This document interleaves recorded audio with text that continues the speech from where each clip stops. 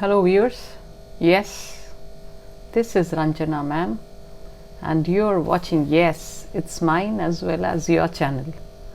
So this is, the thumbnail says it all, this is for my ISC students. Many of you have asked me that ma'am, why only ICSC and why not ISC? So of course I am here for my ISC students too. Both of you, ICSC as well as ISC 10 and 12, we all start from Act 3. So this is Act 3 of Macbeth, Act 3 Scene 1. We had stopped at Act 2 in class 11 and we have to resume from Act 3. So here what happens, it is forest and it is a palace where Macbeth stays. He is the king now and the action takes place in a room in the palace.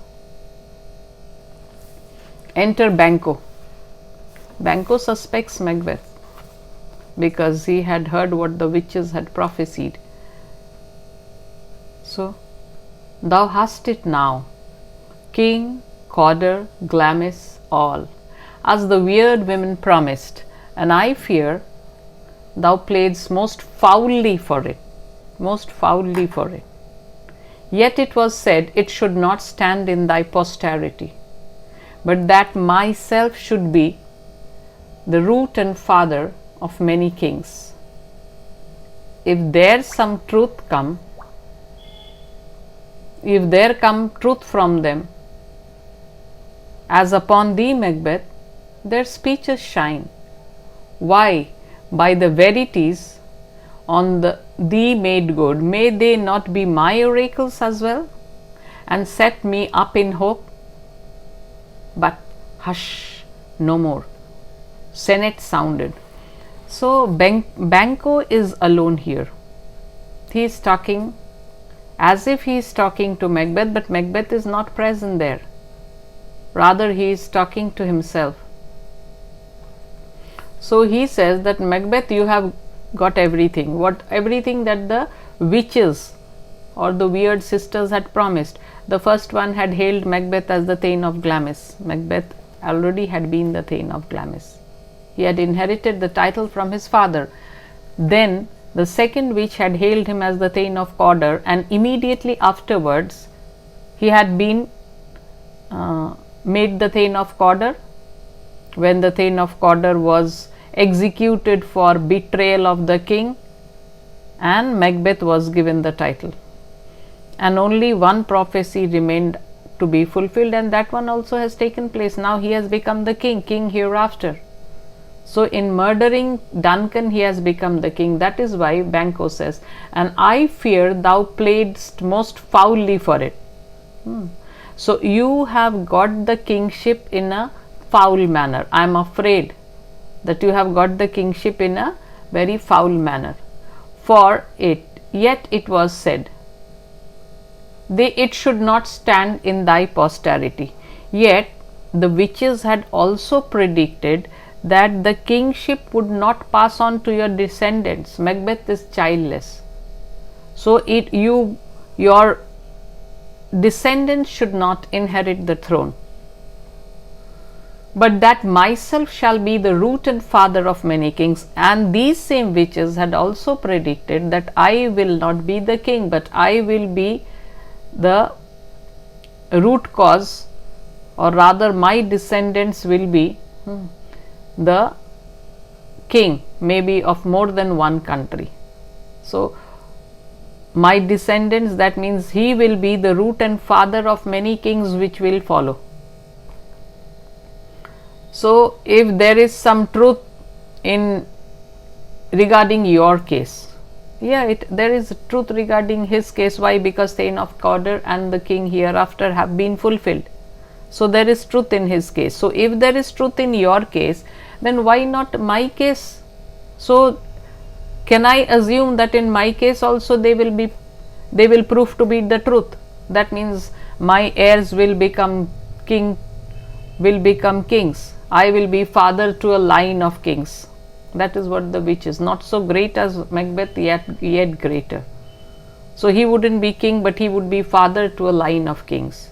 So he says, if there is truth in what the witches had predicted in your case, then shouldn't there be truth in my case also? Why, by the verities on thee made good, may they not be my oracles as well? So why shouldn't they become true in my case also? So shouldn't I hope that my descendants also should become kings? But hush, no more. Senate sounded. Then he hears the sound of trumpet and he cautions himself, I am not going to speak anything on this anymore. Why? Because the sound of the trumpet announces the arrival of the king, present King Macbeth. Enter Macbeth as king, Lady Macbeth as queen. So they have acquired their kingship and the queenship in murdering Duncan, and Malcolm and Donalbain's flight have made it easy for Macbeth. Lennox, Ross, lords and attendants. So Lennox, Ross, they are the lords of other different provinces. So they all come. Only Macduff is not there. Others are there. Ross is the cousin, Ross or Lennox, one of them is the cousin of Macduff. Macbeth, here is our chief guest. He is flattering Banquo, but underhand he is planning to get Banquo murdered. So this is what you will get to know in this scene. That in front of Banquo he flatters him, but the moment Banquo leaves, he talks with two murderers who were in prison. He brings them out and tells that Banquo was responsible for your going to prison, whereas it was really Macbeth who was responsible, and it was he who had put them in prison, or the king had put these two in prison under the orders of, because of Macbeth. But now he puts the blame on Banquo and he says, no, you must have thought it is I who had done it, but Banquo is solely responsible for all your miseries. And he provokes them to take revenge. Through them he wants the job done. Here is our chief guest, Macbeth says. Lady Macbeth, if he had been forgotten, it had been as a gap in our great feast, and all thing unbecoming.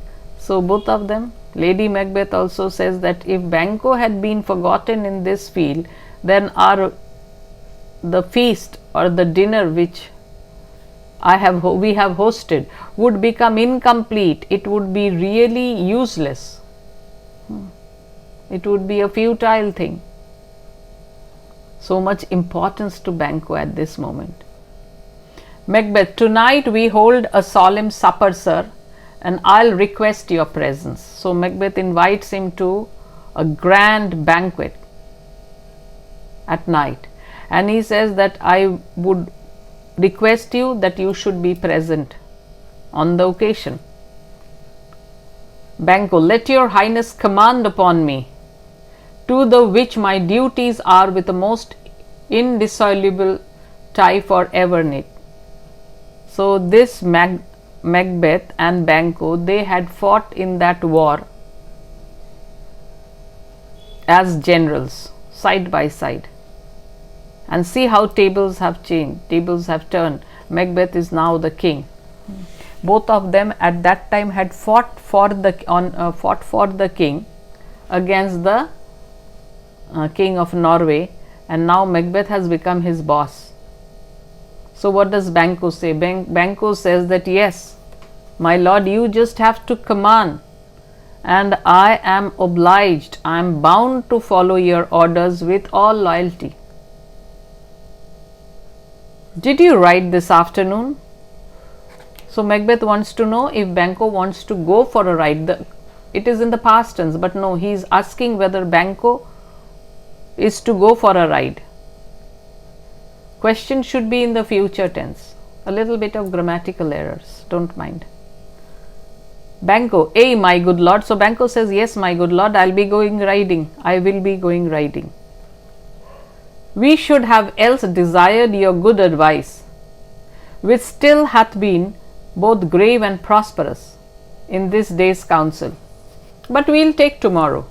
Is it far you ride?" He is saying something, and with that he is putting one questions.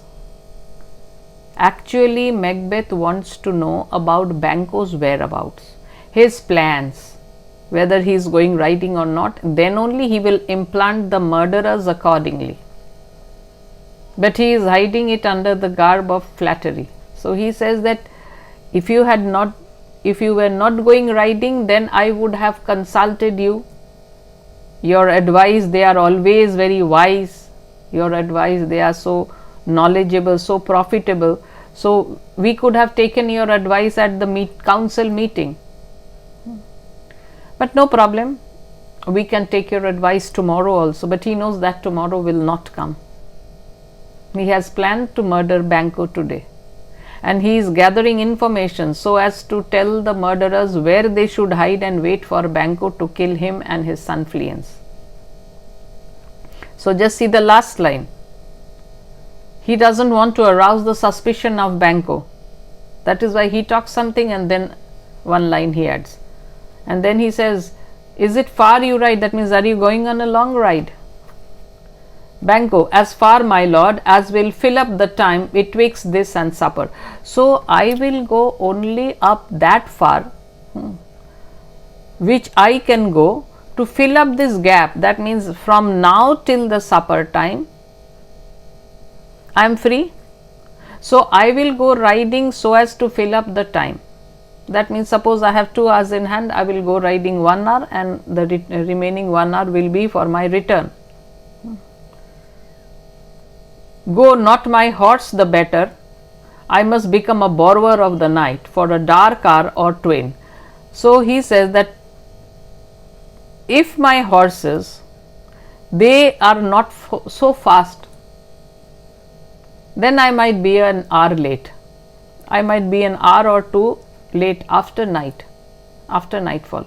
So I might be a little late at supper if my horses, they don't run so well as expected. If my horses don't run, if my horse doesn't run as well as I expect them to, in that case I might be a little late. I might be an hour or 2 late. Fail not our feast. So don't fail to attend our feast. The grand banquet that he has hosted, don't fail to attend it. This is ironical. He doesn't want really Banquo to attend it, because before that only he wants the murder of Banquo to be done, to be carried out, to be committed. My lord, I will not. He gives word, my lord, I will not, and you will see what happens in the banquet scene. Banquo, he arrives. Not his original self, but the ghost of Banquo comes. Shakespeare's favorite use of the ghost. Even in Julius Caesar, the ghost of Julius Caesar had come, and here the ghost of Banquo comes. I shouldn't be revealing everything to you, but I am doing that. Anyway, so Banquo promises he will not fail to attend the feast. Macbeth, we here, our bloody cousins, are bestowed in England and in Ireland, not confessing their cruel parricide, filling their hearers with strange invention. So just see how wicked Macbeth is.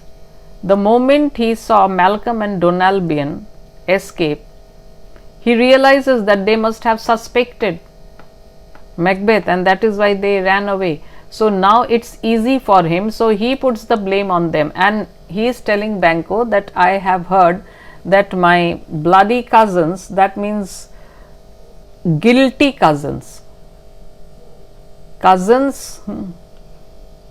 guilty of killing their father, they have taken asylum in England and Ireland, and they did not confess their guilt, rather they have filled the ears of the hearers with their strange tales. But they have been telling strange stories, but they did not confess the killing of their father. Parricide. Parricide means killing of the father. But that tomorrow, when therewithal we shall have cause of state craving us jointly. Hie you to horse, adieu, till you return at night. Up till here it's okay. Now see, again he is seeking one more information. Goes Fleance with you? So he says, but we will talk on this. On what? On Malcolm and Donalbain's flight to England and Ireland. We will talk about this later. We will talk about it tomorrow when we are discussing the other affairs of the state tomorrow. Then we will discuss about the flight or the escape of Malcolm and Donalbain after killing their father. So we will deal on it tomorrow. And hie you to horse, hurry up to your horse. Adieu, goodbye, till you return at night. So let me bid you goodbye till you return at night and attend our feast. And then again hunting for information. So he is asking, is Fleance going with you? He hides it under a paragraph of talk, and then last line he asks for information. Hey, my good lord, our time does call upon us. And then he says, yes, my lord, Fleance is also accompanying me. And then he tells Macbeth that we need to start now. It is time for us to start. I wish your horses swift and sure of foot, and so do I commend you to their backs. Farewell. So he says, yes, I just wish that your horses, they run fast, they are sure footed, and I also wish that you get on the back of your horses safely. And then he bids them farewell. So Banquo leaves.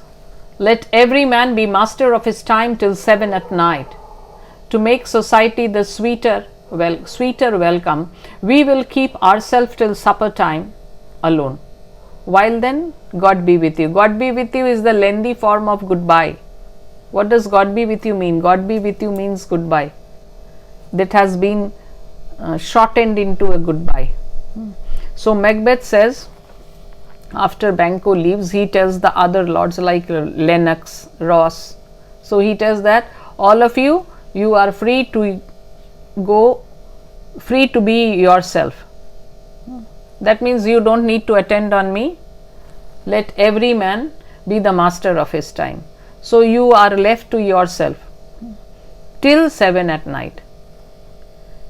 And in order to enjoy your company in a better manner, we too, means he and Lady Macbeth, they also want to be left alone till supper time. So he wants to be left alone till supper time, and he dismisses the other lords also, leaves them alone to themselves.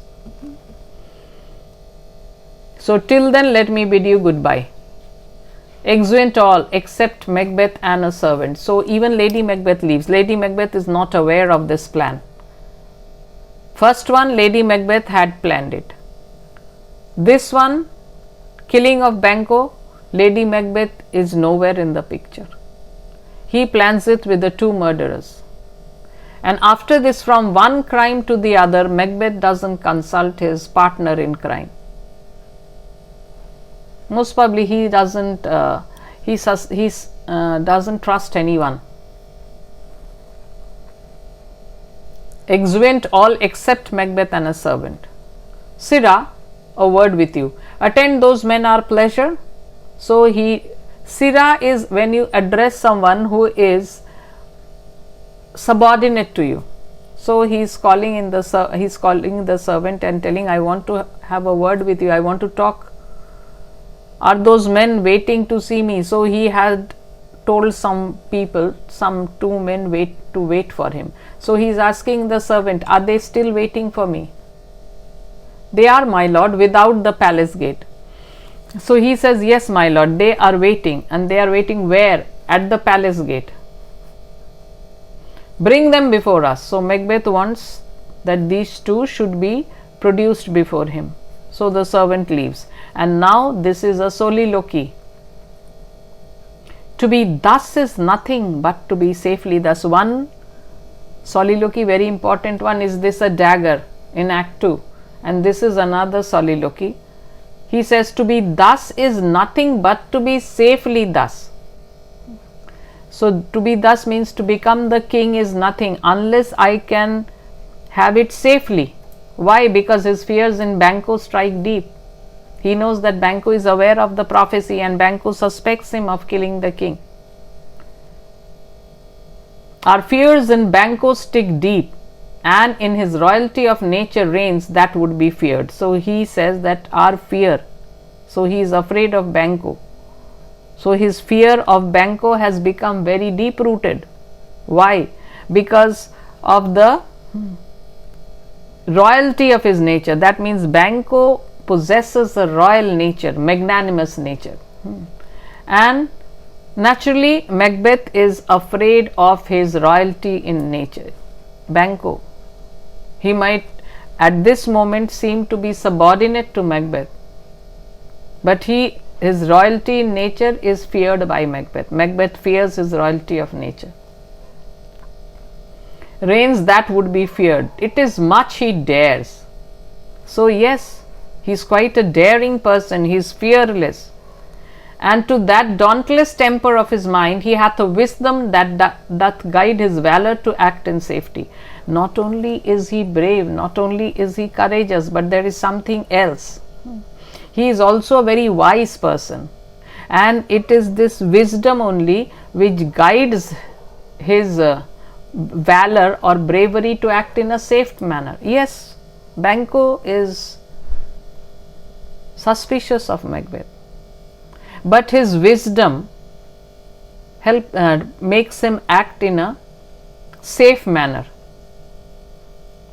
So that is why Macbeth is afraid. He wouldn't go and blurt it out, but he suspects Macbeth. He knows Macbeth has murdered the king. He has done it in a foul manner.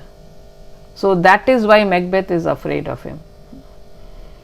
So he is a courageous person.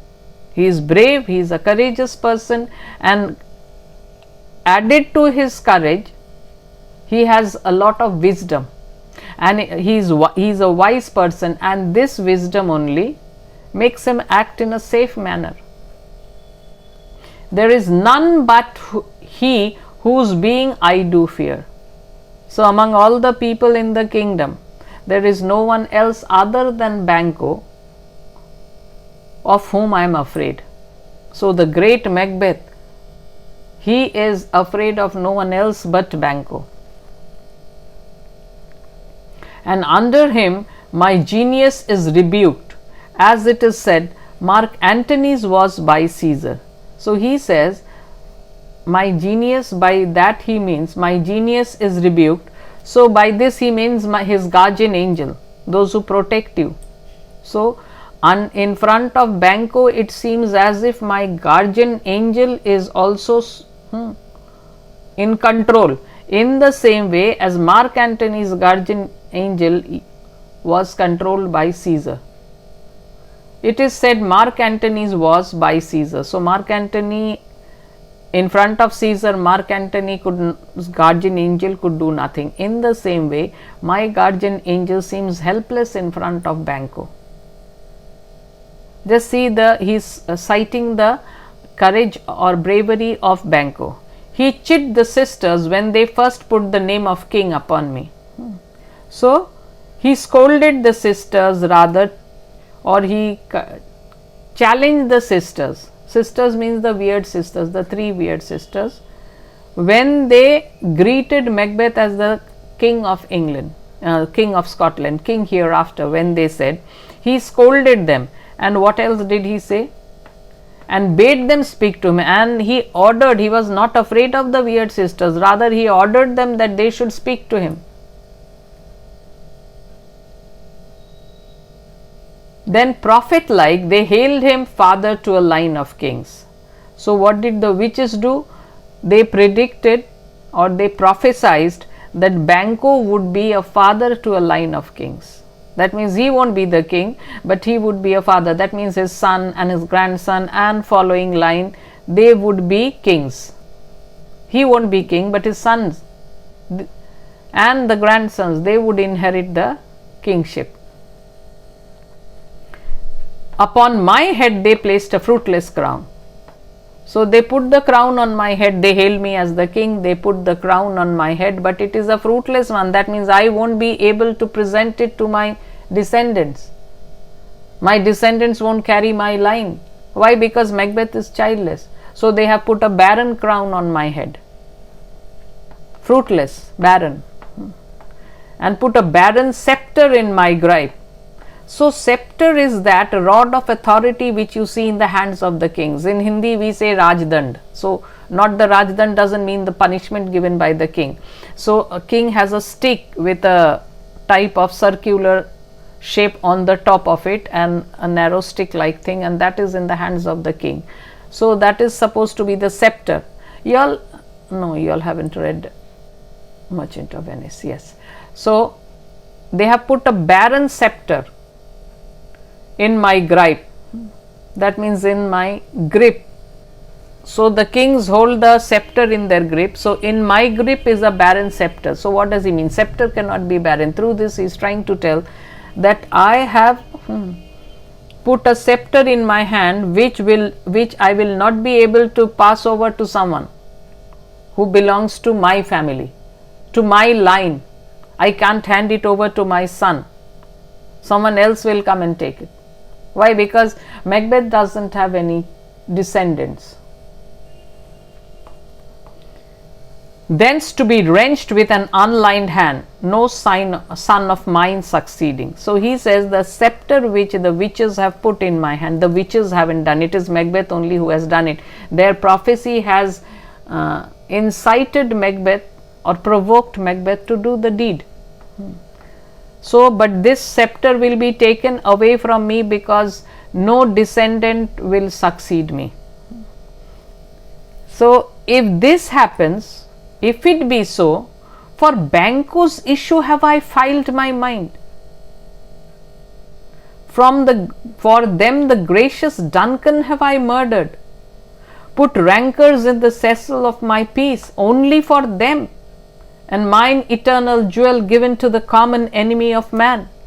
And now he feels that no son of mine will succeed me. So does that mean that have I killed Duncan?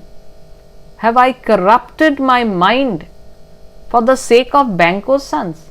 Have I killed the noble Duncan to make Banquo's descendants the king? Have I spoiled the peace of my mind for the benefit of Banquo's children? I have as if sold my soul to the eternal common enemy of man, that means the devil. So he has given up his most valuable possession. What is your eternal jewel? Our soul, that is our most valuable possession. So he says, have I given my most valuable possession, or have I sold my soul to the devil because of Banquo's descendants? Yeah, he sold his soul to the devil. Why does he say this? Because he has killed Duncan, who was the best ever king, most noble, most kind, and who loved Macbeth, had faith in him, rewarded him for all the labors which he had done. And what did Macbeth do in return? Turned a traitor and killed him. So have I done all this for the sake of Banquo's descendants, to make them kings? So have I taken all the trouble just to make Banquo's children the king, the seed of Banquo king? Seed means the children or the descendants. Have I done all these for the descendants of Banquo? Rather than so, come fate into the list and champion me to the utterance. So he says, rather than this happening, that means rather than letting Banquo's son become inheriting my throne, come fate into the list. So let's fight. I challenge fate to fight against me. Come fate into the list and champion me to the utterance and fight me till death. So he is challenging fate. Come. Rather, let's have a fight till death and see who is the one who turns victor, who is the one who becomes victorious. He is challenging fate. Who's there? Re-enters servant with two murderers. That servant, he brings in the two whom Macbeth had called. So two murderers come, and I told you what he'll discuss with them. He will provoke them to murder Banquo. He will put the blame on Banquo, that Banquo is responsible for their miseries. So he brings them out from prison. These two murderers were put to prison, and he brings them out of prison only to provoke them so that they commit the murder of Banco. So he has already spoken to them, and today he wants to give them the last vocal tonic. Was it not yesterday we spoke together? He is asking them, didn't we speak yesterday? First murderer, it was so, please your highness. Yes, your highness, it was yesterday that we spoke. Well, then now have you considered of my speeches? So he has already explained everything to them so as to suit his wicked intentions. And now he is asking them what is their opinion. So have you considered of my speeches? So have you thought over what I have told you yesterday? No, so under fortune which you thought had been our innocent self. So now you know that it was Banco who was responsible for your sufferings in the past, when you all had thought that I was responsible. What a wicked person he has become. This I made good to you in our last conference. In our last meeting only I had made it clear to you that it was not I who was responsible for your suffering, but it was Banco.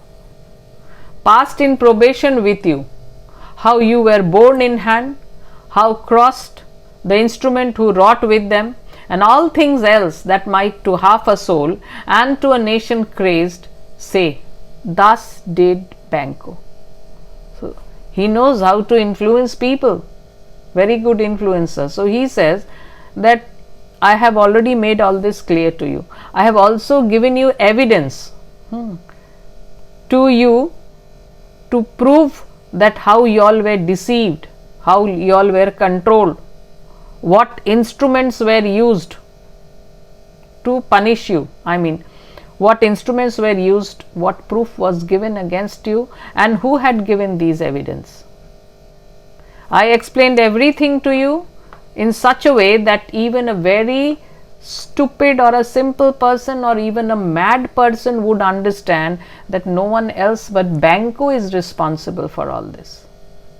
So I made it as clear as possible to you that it was not I but Banco who was responsible for all these. I gave you proof. Yeah, proofs can be fabricated.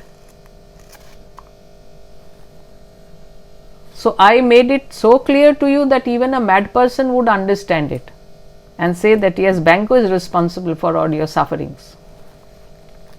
You made it known to us.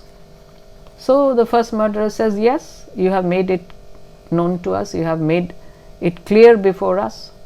I did so and went further, which is now our point of second meeting. So he says, yes, I have made it clear, and now I want to go a step further, and that is why I have decided to meet you for the second time. Why yesterday I told everything about Banco's involvement in your suffering. And why did I call you today? Because I want to go a step further. Do you find your patience so predominant in your nature that you can let this go? Just see how he is provoking. He is telling that are you all so patient? Nature wise, are you all so patient that you will let this go without taking any revenge? You would allow this to happen to you? Are you so gospel to pray for this good man and for his issue, whose heavy hand had bowed you to the grave and beggared yours forever? So he says that gospel, the testament, the Bible. So have you been taught by the Bible in such a way that you would pray for the happiness of this man and his sons, when it is he who had brought you quite near death and made your families beggars? He is responsible for making your family beggars, for nearly taking you to the grave. But are you so influenced by the Bible that you want to forgive them and pray for their happiness? We are men, my liege, so yes, we are strong enough, we are men, and we will not tolerate all this. In the catalogue ye go for men. As hounds, this is so provoking, as hounds and greyhounds, mongrels, spaniels, curs, shawls, water rugs and demi-wolves are clept all by the name of dogs. The valued file distinguishes the swift, the slow, the subtle, the housekeeper, the hunter, everyone, according to the gifts which bounteous nature hath in him closed, whereby he does receive particular addition from the bill that writes them alike, and so of men. What a nice example he gives to prove his point. Yes, you say you are men. So yes, in the catalogue of men, yes, you are accepted as a man. In the same way, as different dogs, they all fall in the category of dogs. So hounds are terrible dogs. They will tear you to pieces. So in the rich families, yes, they kept hounds and bloodhounds and greyhounds and all that. They are hunting dogs, very fierce. So yes, in the same way as hounds, greyhounds, mongrels, spaniels, curs, then the shaggy dogs, water dogs, they all fall in the category of dogs. They are all dogs. Like in the category of human beings also, Africans, Indians, Americans, they all fall under the category of men. After that, they are distinguished by their particular quality which nature gives to them. In the same way, all by the name of dogs. The valued file distinguishes the swift, the slow, the subtle. So the list which shows the quality of the dogs, it is this list which differentiates one dog from the other. They all fall in the category of dogs, but the quality of one dog distinguishes it from the other dog, and that is what makes one dog a housekeeper dog, the housekeeper, the hunter, the subtle, the slow, the swift. So some dogs fall in the category. So further division, some dogs fall under the category of being swift, some are slow dogs, some are subtle, clever ones, and some of them, they are the housekeeping ones. That means the watchdogs, you keep it in your house. And some of them are used for hunting. Yes, people fond of hunting, they take these dogs. When they shoot some bird, and then these the job of the dogs is to bring the find the birds which the masters have shot, and then they bring it, or sometimes they let these dogs to go and hunt the rabbits. So these are the hunting dogs. Everyone according to the gift which boundless nature hath in him closed. So all of them, they are distinguished according to the nature which, according to their, they are distinguished according to the quality which nature has bestowed upon them, whereby he does receive particular addition from the bill that writes them alike.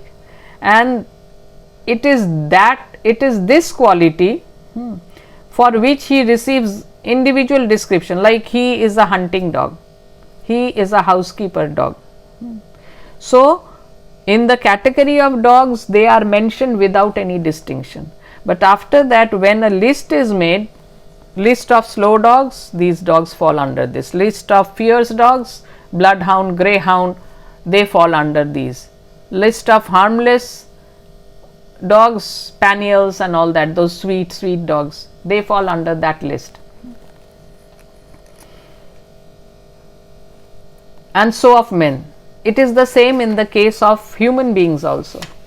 Now, if you have a station in the file, not in the worst rank of manhood, say it, and I will put that business in your bosoms, whose execution takes your enemy off, grapples you to the heart and love of us, who were our health but sickly in his life, which in his death were perfect. So now he slowly unfolds his plan, why he has called these two here.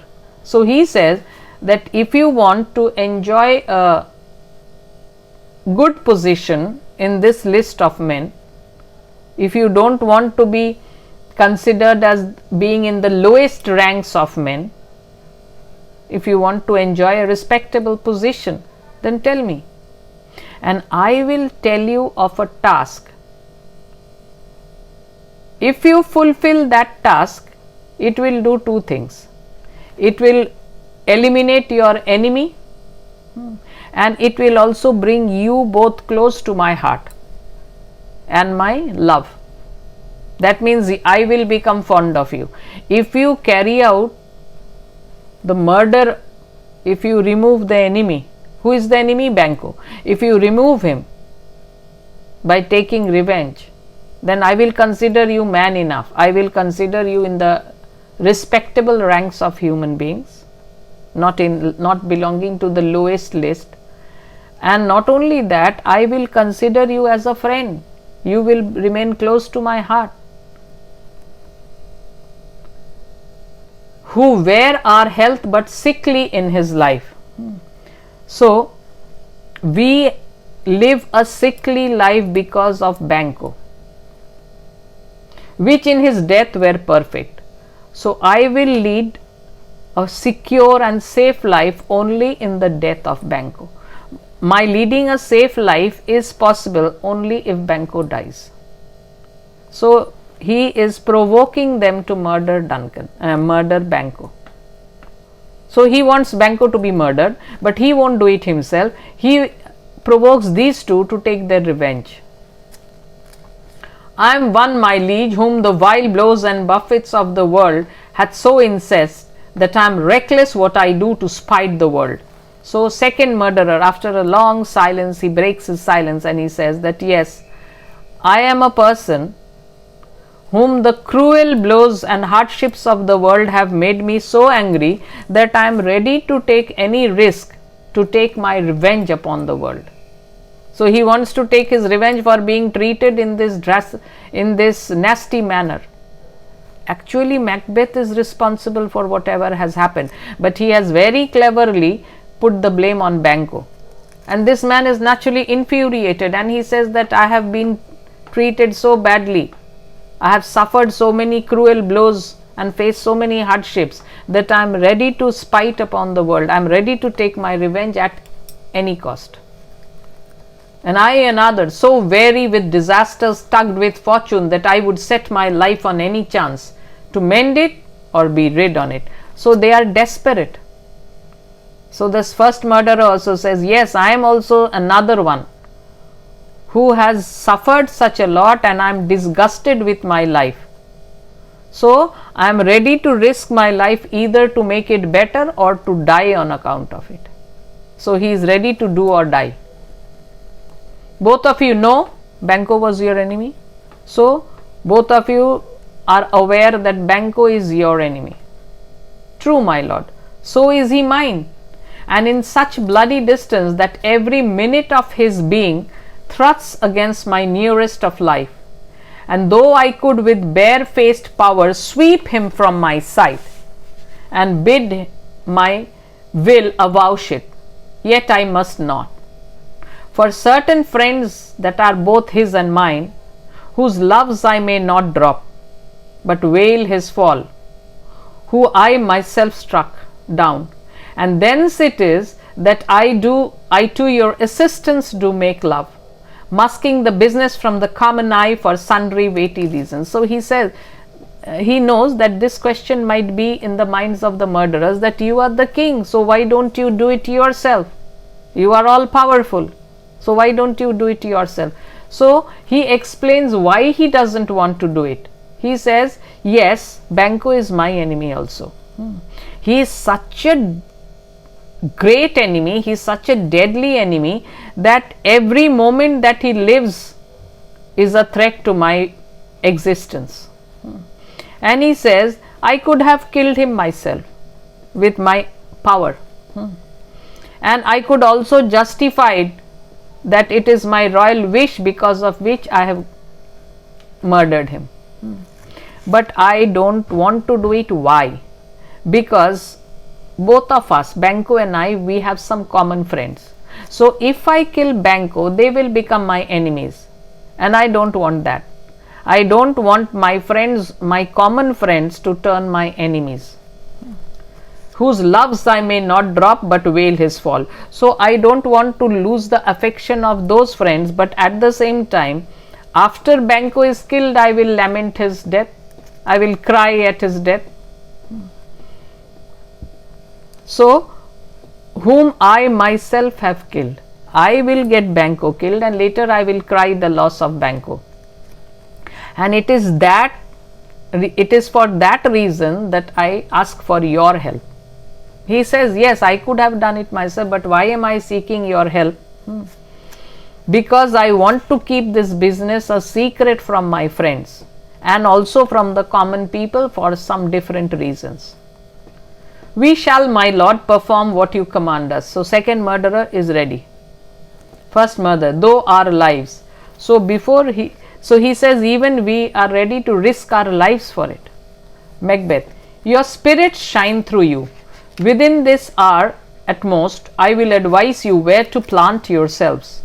Acquaint you with the perfect spy of the time, the moment on it. For it must be done tonight.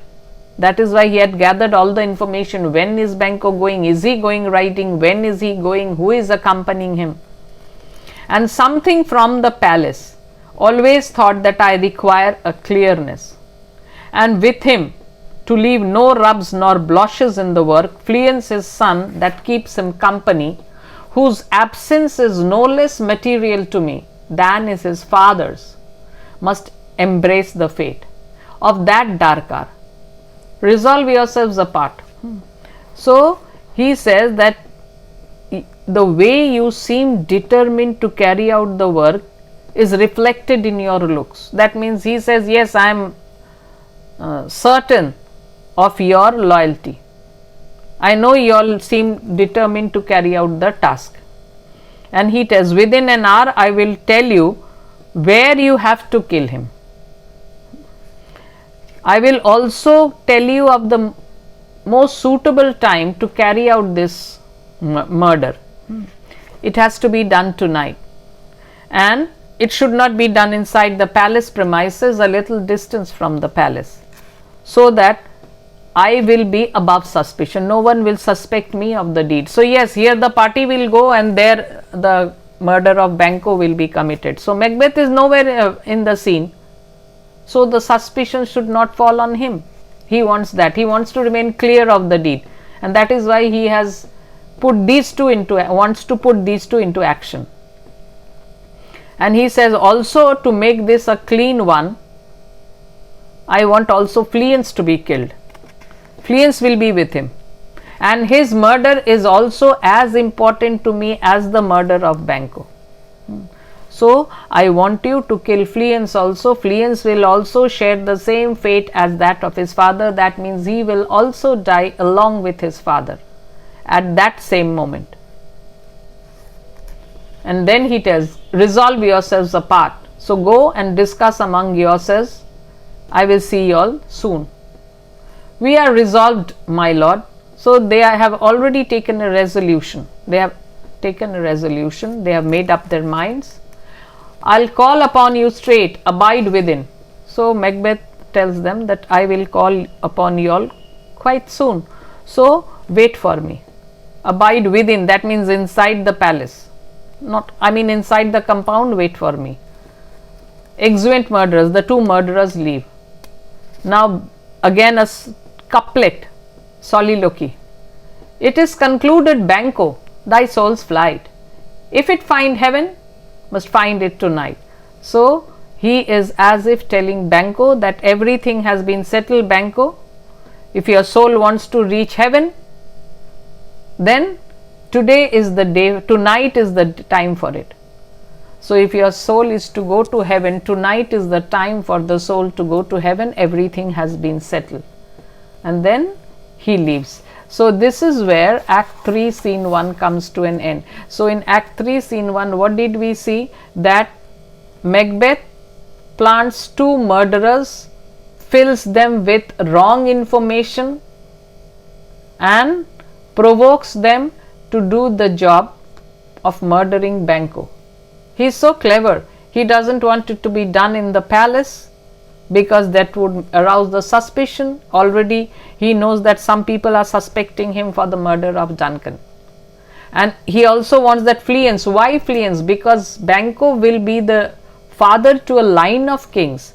So if Fleance lives, that means Fleance will become the king after Macbeth's death, and he doesn't want that to happen. He has no children, but he doesn't want Banquo's children to be king, and that is why Fleance also should follow Banquo. But we all know that if the fates have destined something, that will happen. However, man might try to do otherwise. And what will happen when Banquo is murdered? Fleance somehow manages to escape under the cover of darkness, and then later he becomes the king after much later, not immediately. Immediately after Macbeth is killed in the last act, Malcolm becomes the king.